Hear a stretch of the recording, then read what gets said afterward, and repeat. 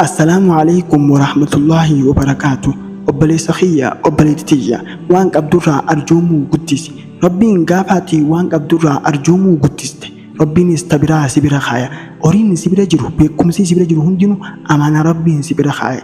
المانا ما غانا ربين كابينيا وكان في برا خاو جلاتي أصون تين قبريتش ساغنا لالو في فتنو لافي ديرو قبريتش خيخون يون التنكن كابينيا خانا اتين بتانو مو ديرو اتين دبا خيري دلغتا يتشولاف سلال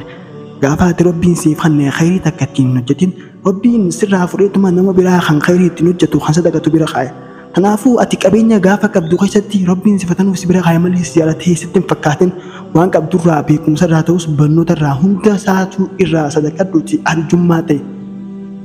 namni bakhila waan qabutti tanaafuu qorqodaan dooyni jechuun waan qabu miti tagartee qabu ifiifuu nyaatu akka jaamee jirutti horiin gartee bakhila dooynaadha akka ilkee arbaadha duba ajjeesan malee irraa baasuu danda'an jaan tanaafuu horiin bakhila gaafummaan du'ee qofa irraa baa jechuudha gaaf tokko bakhila sadiitutu wal mari'ate tujjaara garuu isaan maal waliin jaan gandi hummaaniif nu hoomata nuti akkamitti tujjaara taanee ni sadaqanna duraanuu ni arjoomna akkamitti bakhila nu jaani tanaafuu maqaa bakhilummaa tana firraa haquuf jecha bakka takkatti walitti qabaman isaan sadeenuu yaada tokko tokkotti dhiyeeffatan kan duraa isa tokkoffaa maal jedhee yaada fide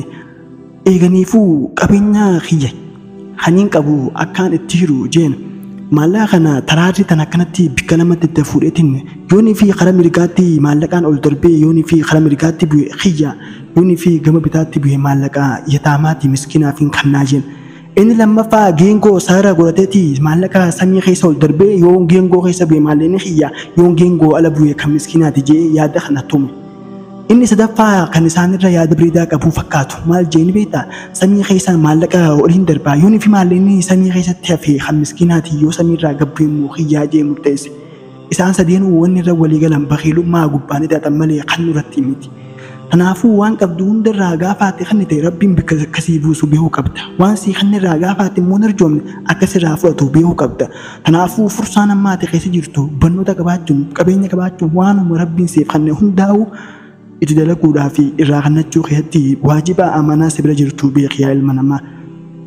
tanaafuu rabbiin subhaanahu wa ta'aalaa qabeenyi kun waa hundinuu waan kannuudhaan dhumu garuu ammoo wanni ati kannuudhaan siidaamu barnoota qofaa akka ta'e beekuu qabda barnoonni ati gaafa ati barsiiste gubbarraan siidaamu malee sirraa dhumaa hin deemu qabeenyinis gaafa ati gartee sadaqaa bikka arjummaa kannite rabbiin subhaanahu wa ta'aalaa nama kanne bikkaan buusaafii jaa tanaafuu maal ja'amee maleekaan lallaba yaa rabbii nama gartee duba kannate bikka buusiif jaa ammoo nama gartee